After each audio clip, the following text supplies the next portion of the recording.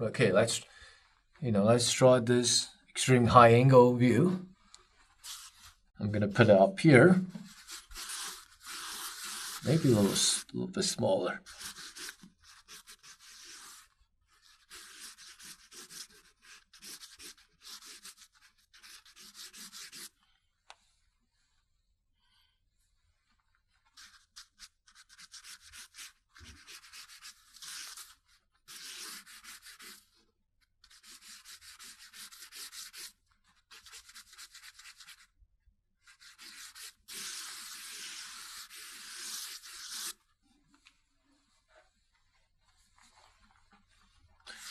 These are the cranions, the jaw bones, the center lines.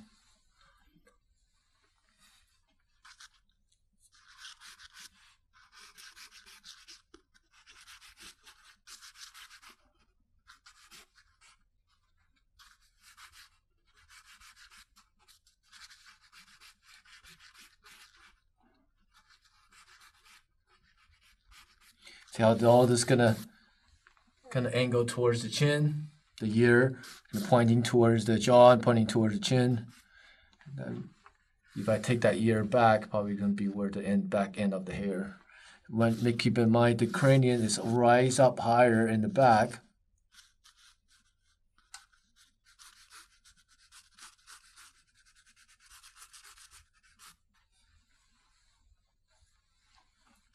Maybe even more so.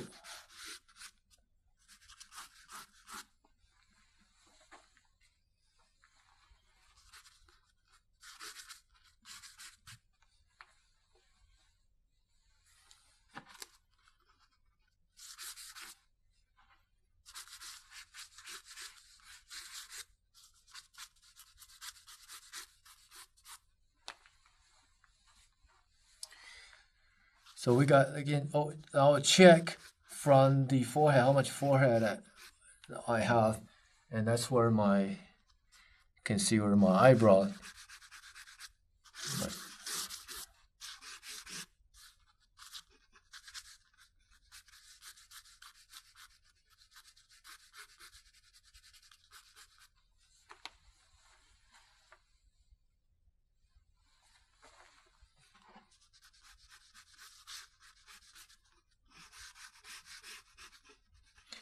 Kicks out, come back in, got that keystone.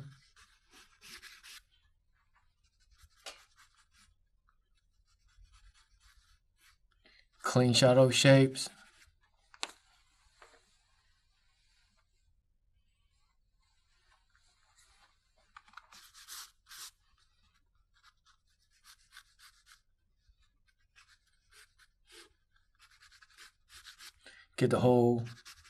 Get the sense of the whole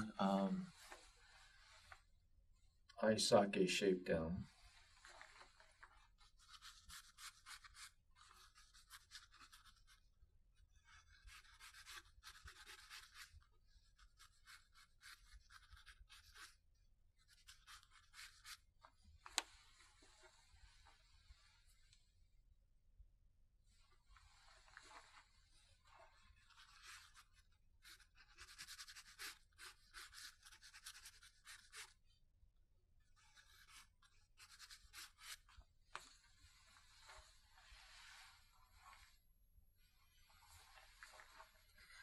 So you can see the eyebrows right here at the beginning of the eyebrow line.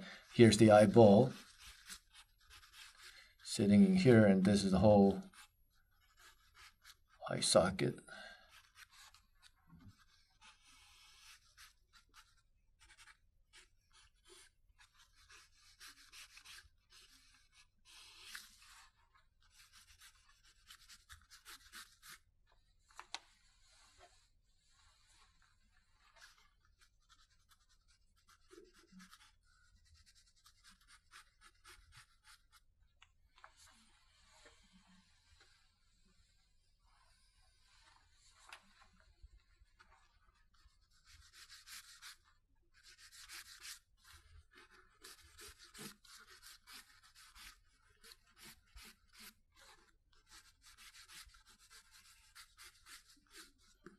See how this swing toward the bottom of the lips, and here's the chin.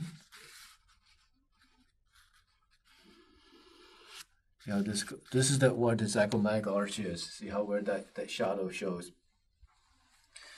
And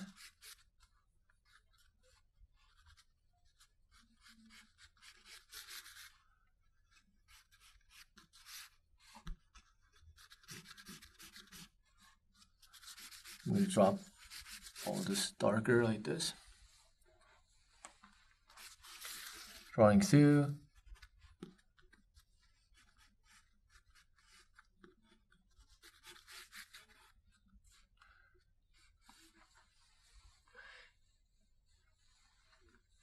Let me clean the shape really quick.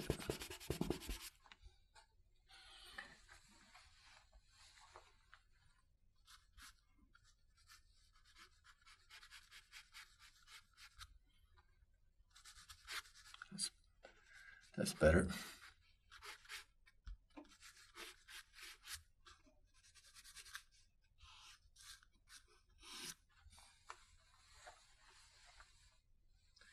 You see how the cheekbone structures comes, wrap towards the bottom of the nose.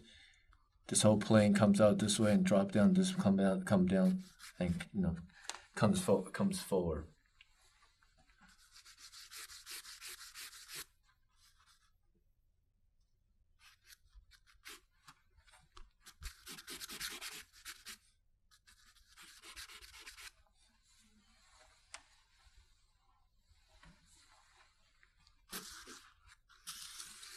Drawing through. Feel. Sometimes I had to draw through to feel where that cranium, how far the cranium is see towards the back.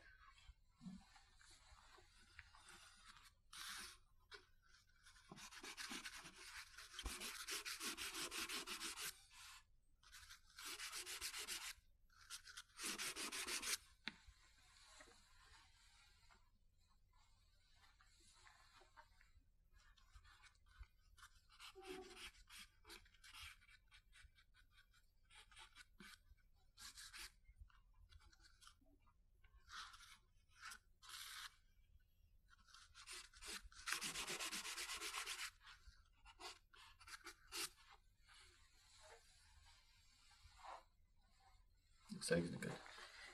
Okay, it's going to be back here.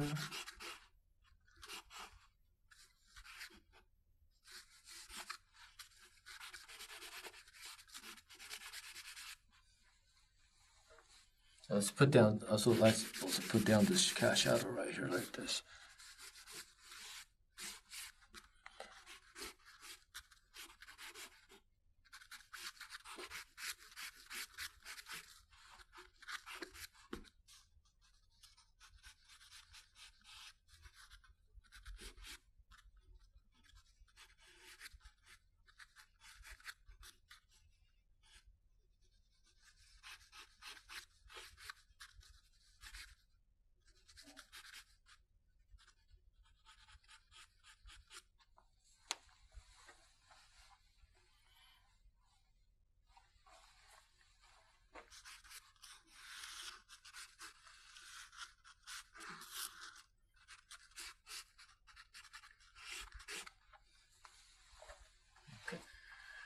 Let me use a darker charcoal to clean up the drawing a little bit. So we got the eyebrows come up here and kind of swing down. Comes around, and here's the eyeball. The cheekbones, you get a sense of where the outer side of a cheekbone, this corner versus that corner right there. Remember the skull lesson we have, that's where the corner of the cheekbone lines up 45 degrees. Out from the eyes, and then also the center of the head.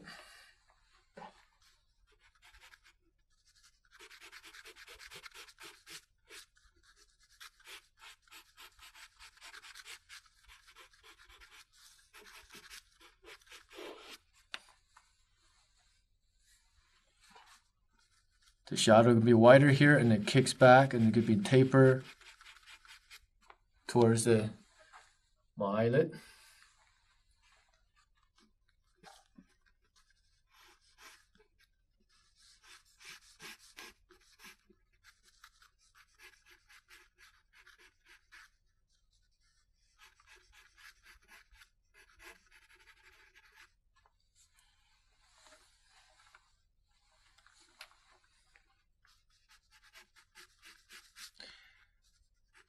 Curve the lip, and it come back straight, so you can feel like it sits on back to the face.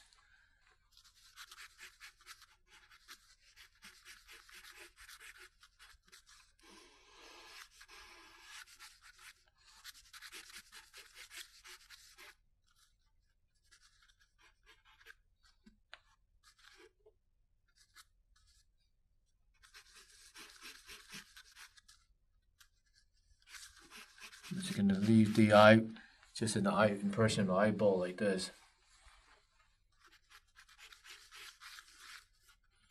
Still get a sense of, see this plane right here on the side, come back to, to the front and wrap around the lower eyelid. The lower eyelid sits on the side plane and swing up.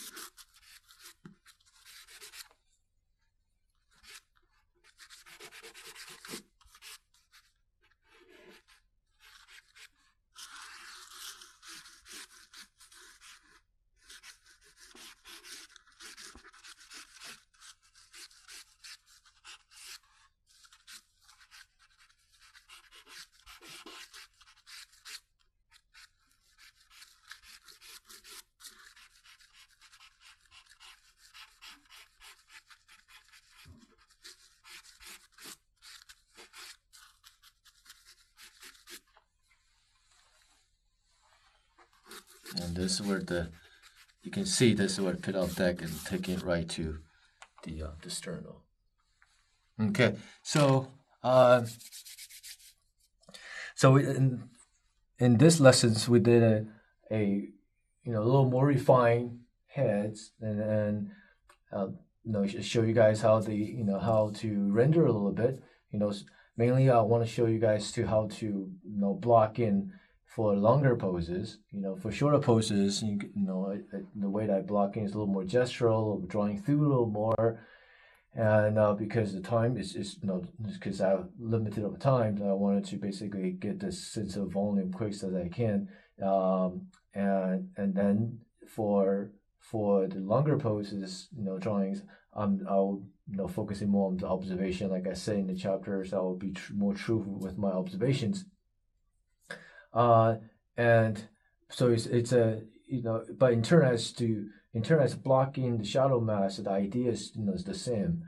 For just looking at a shadow shape and understand if you're looking at a core shadow is a soft edge or a cast shadow is hard edge, and just fill in as a flat graphic design. And rest of it, it's basically taking your time to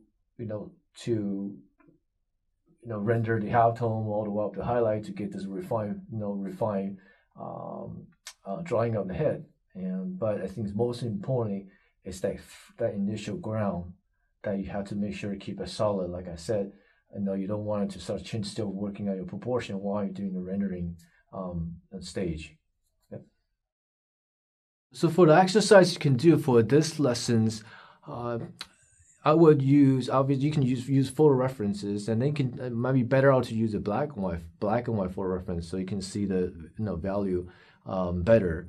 And there's a couple ways you can do it. One, you can actually start off laying your tracing paper over a black and white photo and just basically outline the shadow shape and fill it in graphically. And then you do a few of those and then try to draw one without tracing, just pure drawing in the paper, but using the same process, get the lay in, get all the gesture and mask, blocking all the shadow, and to see if you can able to do it comfortably and accurately like what you did with tracing. And if you run into the problems, well, when you try to draw and you go back to the tracing paper, figure out what that problem is, and until you can able to do it without it. And I will do, and after that I will do couple drawing more to see if I can able to do it without the system with the tracing paper. That's one way you can do it. Other and of course another homework or exercise you can do. Just again, be consistent. Draw 5 heads a day from picture references. And I still prefer black and white picture reference, or the pictures that you can find from New Master Academy's sites. I go on to their reference quite often to practice and to draw on my own, and even use their full reference for my own classes, and to really focus on the shadow pattern and the graphic design of the shadows, and keep practicing on that. Hopefully, almost to a point that it becomes a muscle memory, and because everybody's shadow is going to be very similar. And once you can memorize that, like I said, you also very benefit for you as a painters, and will also help you when you paint alla prima, from life. And okay, thanks, and I'll see you guys next time.